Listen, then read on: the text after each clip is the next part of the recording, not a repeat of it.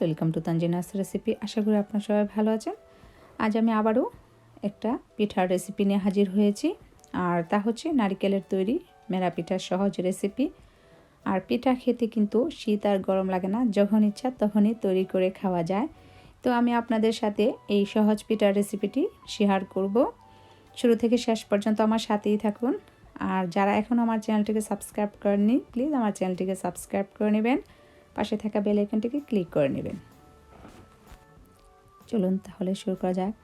এখানে আমি 2 কাপ দুধ নিয়েছি, আর দুধটা অলরেডি বলক এসেছে। তো এখন তার মধ্যে দিয়ে দিচ্ছি লবণ, স্বাদ মতো লবণ। একটু নেড়ে দিতে হবে যেন তলায় লেগে না যায়। আর এখন দিয়ে দিচ্ছি 1/3 কাপ পরিমাণের নারকেল কুড়ানো। তো নারকেল কুড়ানোটা দেওয়ার পর আমি চালের গুঁড়াটা দিয়ে দেব, আর গুড়টা আমি পরে অ্যাড করব। তো এখন আমি এখানে 2 কাপ চালের গুঁড়া নিয়েছি, এটা দিয়ে একটা কাঠি দিয়ে একটু নেড়ে নেব। তারপর আমি গুড়টা অ্যাড করব। প্রথমে গুড়টা অ্যাড করি নাই, প্রথমে গুড় অ্যাড করলে অনেক সময় দুধের মধ্যে ছড়া ছেড়ে দেয়। আর এখানে আমি 1/2 কাপ গুড় নিয়েছি। তো আপনারা আপনাদের পছন্দ মতো মানে গুড়ের মিষ্টিটা অ্যাড করবেন, যে যেরকম মিষ্টি খেতে পছন্দ করেন। তারপর ভালোভাবে কাঠি দিয়ে মিক্সড করে নিলাম। এখন ঢাকনা দিয়ে ঢেকে রেখে দেবো 5 মিনিটের জন্য, চুলাটা বন্ধ করে। তো 5 মিনিট পর আমি ফিরে এলাম। খুব সুন্দরভাবে কাইটা সিদ্ধ হয়েছে। এখন আমি এটাকে নামিয়ে নেব। নামিয়ে একটা বুটের মধ্যে নিয়ে তারপর ভালোভাবে এটাকে মথে নিতে হবে হালকা গরম থাকা অবস্থাতেই।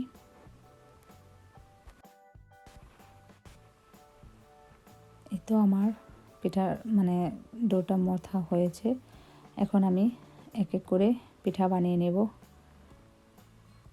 আর এই পিঠাটা বানানো সবচাইতে সহজ, তবে খেতে খুবই ভালো লাগে। পিঠাটা খুবই মজা। এইভাবে করে এই বুটের মধ্যে হাত দিয়ে সুন্দর করে একটু ডলা দিলেই, গোল করে নিলেই হয়ে যায় পিঠা। আমি আরও একটা দেখাচ্ছি আপনাদেরকে। মাঝখানে একটু চাপ দিলে একটা ডিজাইন হয় প্যারার মতন। এই তো হয়ে গিয়েছে। আমি সবগুলো বানিয়ে তারপর দেখাচ্ছি। আমার এখানে সবগুলো বানানো হয়েছে। এখন আমি একটু নারকেলের মধ্যে গড়িয়ে নেব পিঠাগুলোকে, যেহেতু নারকেলের পিঠা দেখতে ভালো দেখা যাবে। তো চুলায় আমি হাঁড়িতে পানি বসিয়েছি পিঠাগুলো ভাপ দেওয়ার জন্য।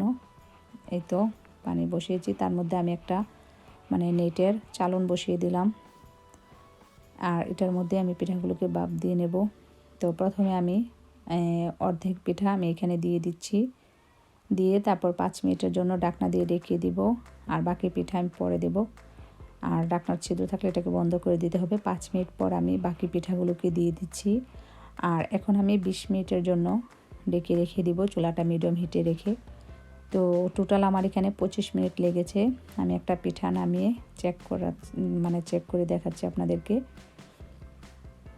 হ্যাঁ, পিঠা কিন্তু খুব সুন্দরভাবে হয়েছে।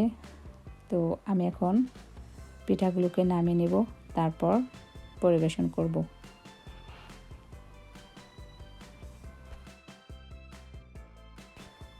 তৈরি হয়ে গেল আমার নারকেলের তৈরি মেরা পিঠার সহজ রেসিপি, বা দোল্লা পিঠা বা সেন্না পিঠা, এক এক অঞ্চলে এক এক নামে পরিচিত।